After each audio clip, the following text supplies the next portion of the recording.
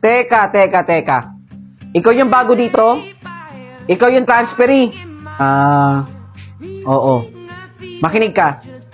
Pakilala nyo nga ako dito. Transferee boy. Siya si De La Cruz. Siya ang maangas dito sa klase na to at walang pwedeng tumalo sa kanya dito. Ang lahat ng estudyante dito ay takot sa kanya. Kaya wag mo nang susubukan na saktan si De La Cruz. Oh. Narinig mo naman siguro, di ba? Oo. Narinig ko. Kaya wag mo na susubukan mag-angas dito. Pasensya na. Tara na. Hello. Pwede ba kung umu-ops? Ako dito sa likod. Doon ka sa harap. Doon. Ano? Hindi ka pa ikilos? At saka, bakit hindi ka naka-uniform? Hindi ka sumusunod sa patakaran ng eskwelahan na to, ha? Punta ka na doon sa harap. Ako dito sa likod. Pasensya na ulit. Sige, pupunta na lang ako doon sa harap. Oh, titingin pa yan. Ayusin niyo yun, ha? Akin na, dali. Pagtripan natin.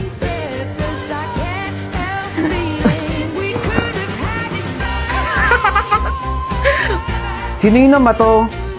Hoy, sino naman to dun, oh? Dun sa boy transferee. Mahiya naman kayo. Napapahiya yung eskwelahan natin. Mami na po kayo kung sino yung naman to, oh. Oy, sino ba yung naman to na yun? Mamin na. Napapahiya yung school natin. Transferee pa naman yun, oh. Teka. Anong oras na, oh? Wala pa rin pa yung teacher natin? Tagal-tagal na tayo pinag-iintay dito, ha? Oh. Boy transferee. Saan ka pupunta? Bida-bida ka na naman siguro, no? Sabi ko sa'yo, ayoko ng bida-bida dito sa klase na to, ha? Ako lang ang maangas dito. Oh. Punta ka pa niya talaga sa harap? Anong gagawin mo dyan? Sisip-sip sa teacher? Alam niyo ba kung bakit hindi ako naka-uniform katulad ng suot niyo ngayon? Ako lang pala yung teacher ninyo. Nagpanggap akong transferee dito para malaman ko kung sino ba talaga dito ang dapat nating tutukan, lalo na yung attitude. Sir, oo, ikaw, sir, pwede mo bang tawagin yung magulang mo bukas? Kakausapin ko lang. Okay, class? Let's start our discussion. Okay, so dito na natatapos ang ating klase. Huwag niyong kalilimutan ang assignment bukas, ha? Pwede na kayo mag-lunch break ngayon. De La Cruz! Magdahan-dahan ka! Sorry po, ma'am. Saan kaya pupunta yun? At nagmamadali si De La Cruz. Ali, ang aral sa napag-usapan natin ngayon ay maging masaya tayo sa tagumpay ng ating mga kaibigan at pamilya. Ayan, sige. Lunch break nyo na ulit. De La Cruz! Pasensya na po ulit, ma'am. Nagmamadali ka na naman ba?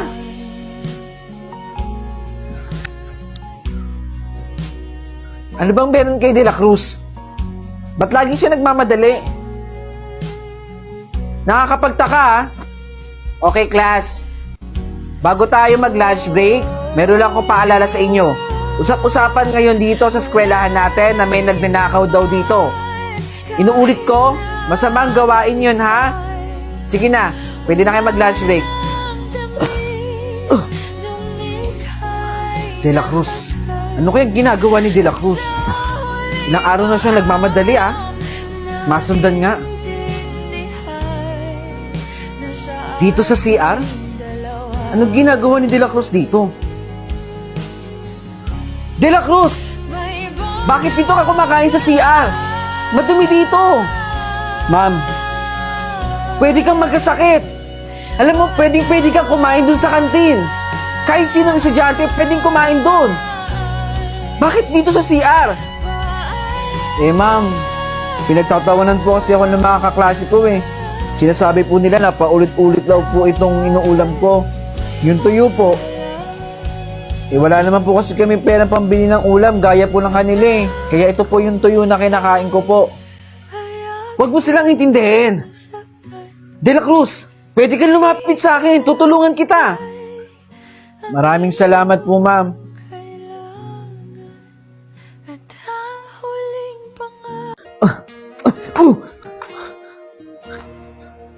Kabayan? Kabayan! Pinoy! Pinoy! Ako pala si Bok. Clyde, ang pogi ng pangalan mo ha. Ay, akin na. Tulungan kita. Oh, salamat. Hello po, Tito Bok. Nandito na po pala kayo. Pamangkin. Si Yumi. Pinoy ang tatay niyan. Kaso, mas piniling maging adik at basugalero. Kaya iniwan niya yung mag-ina niya rito. Hello po. Tara na. Pumasok muna tayo dito. Tara na, pamangkin. Sige po, Tito Bok. Excited na akong kumain.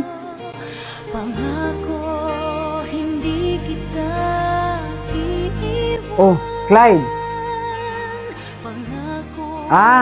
Yung picture na yan. Ayan si Ate Sheila, ang nanay ni Yumi. Sa kasamaang palad, nawala na rin siya dito sa mundo. Na-aksidente sila nung asawa niyang foreigner. Kaya kami na nag-aalaga kay Yumi. Ay, oo nga pala, Clyde. Pwede ba akong makiusap? May gagawin kasi ako Walang magbabantay kay Yumi. O sige, sige. Nangangailangan din naman ako ng racket Salamat. Magandang araw, Yumi! I'm okay, little puppet. Bakit tawa ka ng tawa dyan? It's funny po kanya, Tito Clyde. Nahuhulog, umiibig na sa'yo. Sa tuwing kasama kay anong ligaya. Sana sa akin ay Tito Clyde, ikaw na po yung new best friend ko. Salamat, best friend. Wow! Dollhouse! Gusto mo ng dollhouse? Tito Clyde, akin na lang po ito. Bago ko ibigay sa'yo yan, tatapusin ko muna. Promise po magiging sa'yo din yung dollhouse na yan. Thank you so much po, Tito Clyde. Tarantado ka pala Ikaw pala si Rustin ang tunay na tatay ni Yumi. Paano mo nagawan lokohin kami? Yung anak mo, pinapaasa mo. Gusto ko lang naman makabawi kay Yumi. Simula ngayon, hindi na kayo pwede magkita ni Yumi at hindi na kayo pwede maglaro. Ayusin mo muna yung buhay mo, Rustin. Bok, baka... Sheena, tama ka nga. Ngayon ko lang nare-realize na dapat may pangarap ako sa pamilya natin. Ang tanga ko.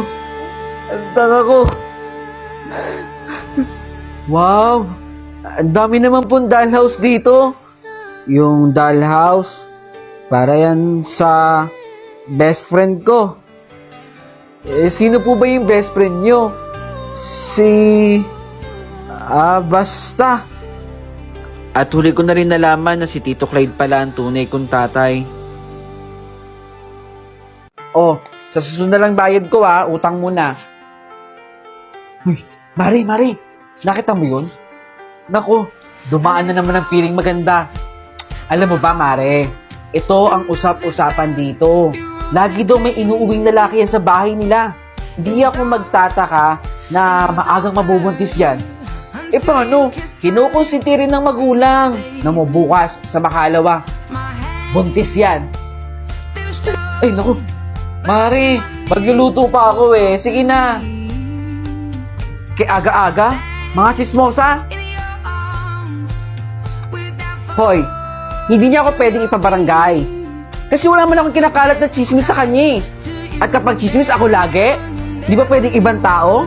Ikaw ang tinuturo, Marites. Hoy, hindi ko tinatrabaho maging chismosa dito ikaw lang naman nagkakalat ng chismis dito Ayusin niyo nga yung buhay ninyo. Ang tapang mo naman, Marites. Aba, dapat ako lang ang matapang. Pero sa barangay, takot na takot ka.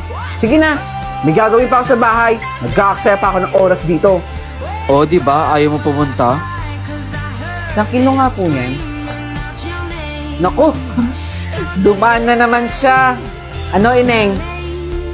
Buntis ka na ba? Ano po sinasabi ninyo? Bakit kasi hindi mo pa aminin?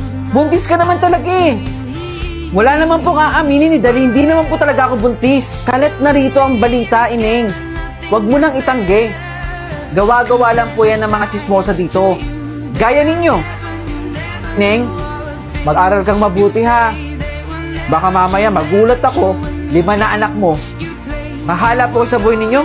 Paniwalaan niyo yung mga gusto niyong paniwalaan. Sige ka. Bye! Uy, salamat dito salamat. Uy, alam niyo na ba yung balita tungkol kay Marites? Hoy, hoy, hoy, hoy, hoy.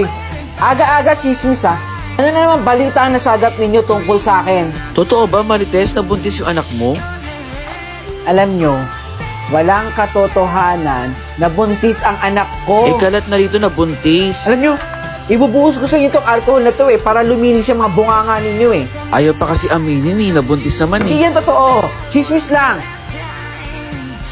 Ana, ma? Umaming ka nga?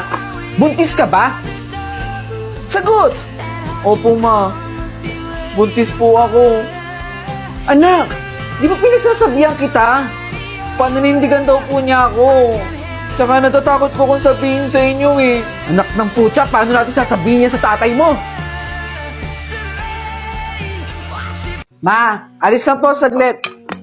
Teka. Saka pupunta, bunso? Kuya, baka nakakalimutan mo. Damit ko yung suot mo. Pairam lang po saglit. Hindi ko naman po aangkinin Nagpaalam ka ba? Hindi. Kasi alam kong magagalit ka yun naman pala Hindi ka nagpaalam. Ano yung na-expect mo sa akin? Matutuwa? Pero, saglit lang talaga kuya. May bibilin lang ako sa labas. Last na yun Last mo nang pwedeng suotin ng mga damit ko. Bumalik ka ng sarili mo. Sige kuya, ibabalik ko rin naman po ito Di pa nagpaalam. Ma, tignan mo tong sapatos na binili ko Oh, mabuti naman at dumating ka na. Kuya? Doon bunso. May hugasan doon. Pwede pakihugas muna saglit? Aalis kasi si kuya Asan ba si mama? Si mama umalis ng saglit. May pinuntahan. Kaya kung pwede lang, nakikiusap ako, hugasan mo muna yung plato doon. Oh, sige. Ako nang bahala doon sa hugasan. Sige, ayusin ko muna yung bag ko. Nasaan na ba yun? Nandito lang yun Nasaan na yung wallet ko? Naku, pambili ko yun Ano ba yan? Si Bunso. Teka nga. Wow! Ang ganda ng sapatos ko. Bunso, umaming ka nga. Kuya, kinuha mo ba yung wallet ko dito sa bag ko? Wala po akong kinukuhang wallet sa bag ninyo. Hindi ko nga po alam kung saan nakalagay yung bag ninyo Paano ka nakabili ng mga damit mo? Ng mga gamit mo? Kuya, iniipon ko po yung mga natitira sa baon ko. Baon? Di ba nga sa'yo na nang galing, nauubos ang baon mo. Walang natitira sa'yo. Paano ka nakabili ng bagong gamit? Hindi ko po alam yung sinasabi ninyo. Wala naman po talaga akong kinukuha sa bag ninyo Oras lang na malaman ko na kinuha mo yung wallet ko dito sa bag ko, mananagot ka sa akin, bunso. Tandaan mo tong sinabi ko. Dami-dami pwedeng hingian. Kinuha pa yung wallet ko. Ayaw pa kasi umamin ni bunso Siya naman talaga yung kumuha Teka, bakit napunta dyan yung wallet ko? Kumpleto naman yung pera. Nasaan na ba yung earphone ko? Dami kasing gamit dito Wait nga lang. Eto. Buti na lang nakita ko.